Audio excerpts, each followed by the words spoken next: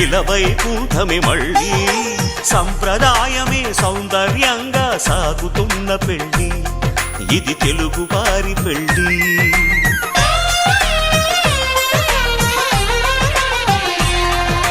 తెలుగువారి పెళ్ళి ఇలవైకుంఠమే మళ్ళీ సంప్రదాయమే సౌందర్యంగా సాగుతున్న పెళ్ళి, ఇది తెలుగువారి పెళ్ళి. ఒకరికి ఒకరని అనుకుంటే అదే నిశ్చితార్థం, ఆ నిర్ణయానికి తలవంచడమే పెళ్ళి.